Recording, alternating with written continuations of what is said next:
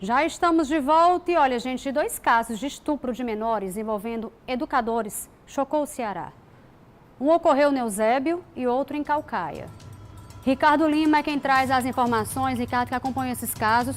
No caso do Eusébio, o Ricardo chegou a conversar com as mães das vítimas. Eu converso com ele agora ao vivo, na tela do Alerta. Boa noite, Ricardo.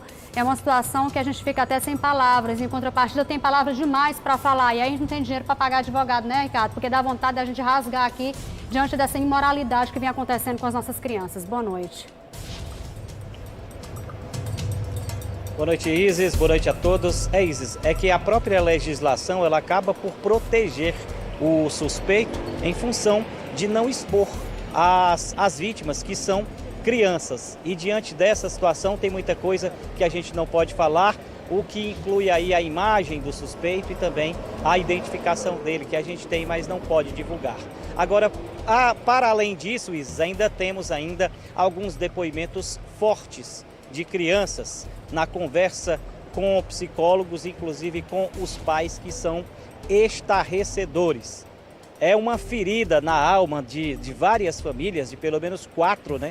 Pelo menos 4 que se manifestaram. A informação de que há mais vítimas, mas as pessoas preferem silenciar, simplesmente tirar o filho da instituição de ensino e não buscar por justiça. Essa é uma realidade. Na conversa com alguns pais, eu senti isso ontem, durante a entrevista exclusiva que pelo menos 2 mães concederam aqui à TV Cidade, né, através da nossa equipe, e a gente sentiu essa situação. O que ocorria é que dentro de uma creche-escola particular lá do município, onde um professor de educação física de 25 anos de idade tinha total acesso às crianças, segundo as informações, esse professor estava abusando das crianças. E essas informações chegaram por meio delas mesmas. Apesar dele usar de uma engenharia social muito forte para fazer com que as crianças não contassem nada, mas a inocência da criança fala mais alto, e essa inocência que inclusive está sendo roubada dessas crianças, né, com a sexualização precoce por meio dos abusos que, segundo os depoimentos, aconteciam dentro da instituição, as crianças acabaram por tentar fazer com o pai a mesma coisa que foram ensinadas a fazer com o professor. E foi isso que fez com que tudo viesse à tona, porque foi assim que eles descobriram que essa situação estava acontecendo. Como eu disse, nós conversamos com exclusividade com as mães e nós vamos trazer o relato delas agora aqui no Alerta. As crianças relataram que nos momentos de lazer e nos momentos de cotidiano delas, um professor estava abusando delas. Da forminha delas, elas falaram que o abuso acontecia quando elas estavam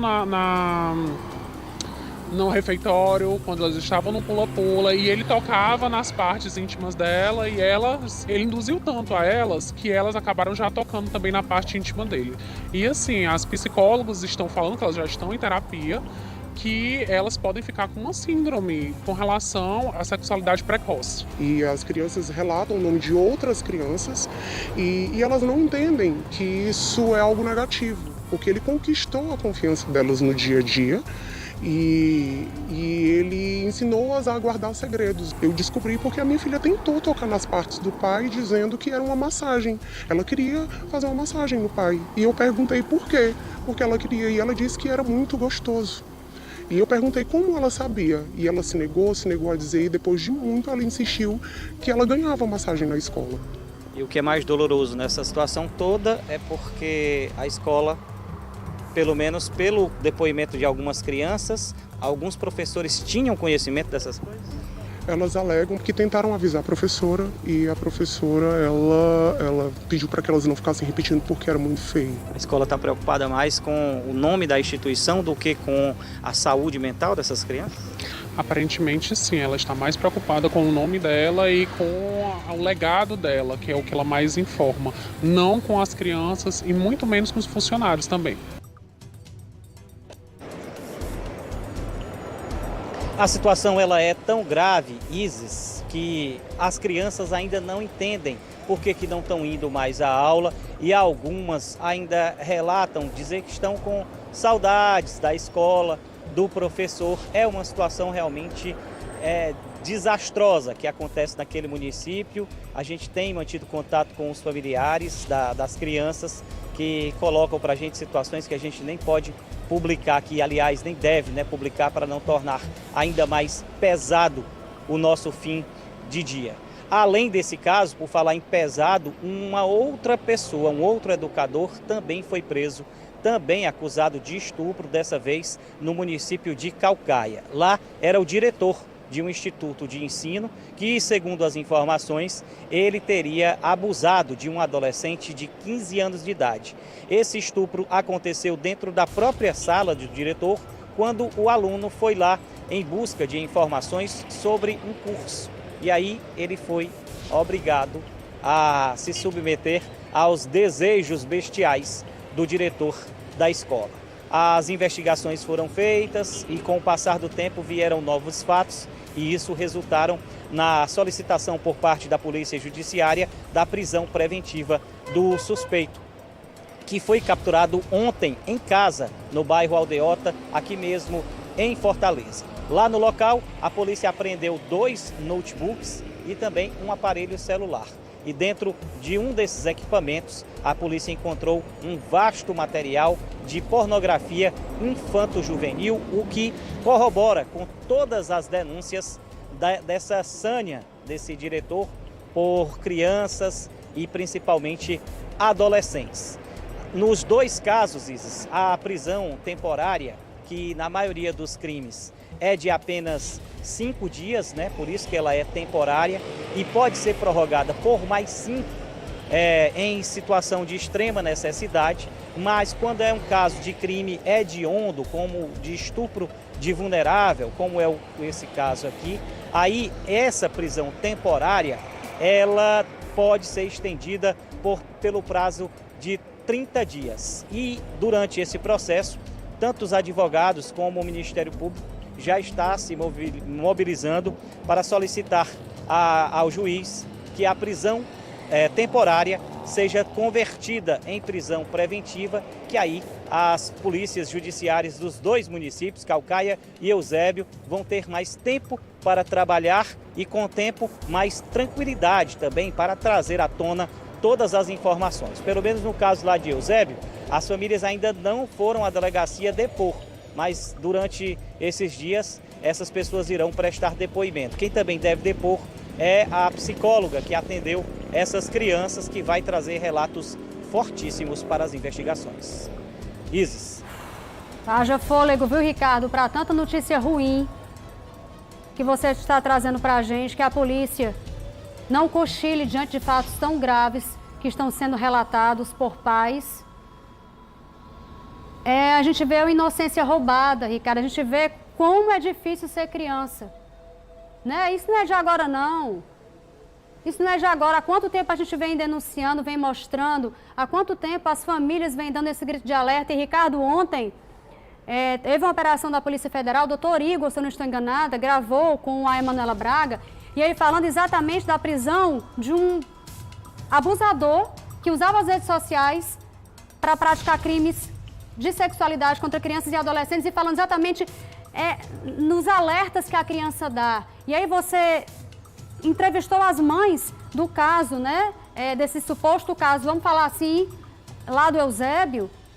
A mãe narrando que a criança queria acariciar o pai sem saber que aquilo ali era extremamente grave. A pureza dela, Ricardo. E aí deu start na mãe para dizer, peraí, o que está acontecendo? Não, mas o tio faz, é legal. Não, não é legal. É errado, é monstruoso. Então, é preciso, Ricardo, que os pais estejam atentos. É preciso que a polícia tome a frente desse caso, que a direção, que a instituição como um todo observe o que vem acontecendo. Você falou também que alguns professores, de acordo com os depoimentos, haviam recebido relatos de crianças, mas disseram que isso é feio. Não fala, como assim é feio?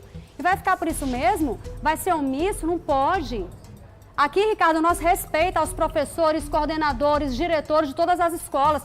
A gente não pode generalizar, não podemos pecar nisso. Mas é preciso que algo seja feito.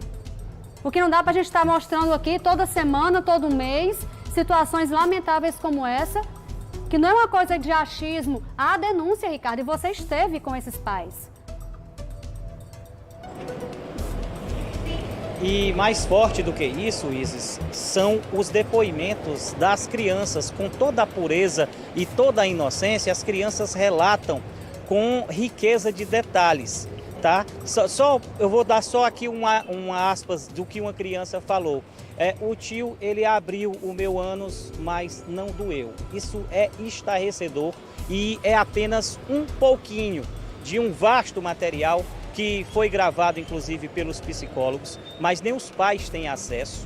Esse caso aí foi de uma conversa de um aluno com o próprio pai, contando essa situação, mas tem a conversa das crianças com os psicólogos, que têm muito mais habilidade para conseguir arrancar das crianças tudo isso, e nem os pais podem ficar por uma questão de ética, podem tomar conhecimento, mas em algum momento esses psicólogos irão depor e disporão desse material para a justiça. Essa justiça seja feita, Ricardo, se comprovar todos esses absurdos, toda essa monstruosidade contra crianças. Quais são as idades, Ricardo? Eu estou tão passada que eu não lembro se você falou 3, 4 anos de idade? 3 e 4 anos, uma completou 4 anos recentemente, nos últimos dias. Meu Deus do céu, onde é que uma criança vai tirar um absurdo desse, meu Deus? Ricardo, muito obrigada, daqui a pouco a gente volta. Olha, depois dessa eu queria tomar uma água, viu? Porque eu tô aqui, meu amigo. Eu tô suando aqui. Pelo amor de Deus.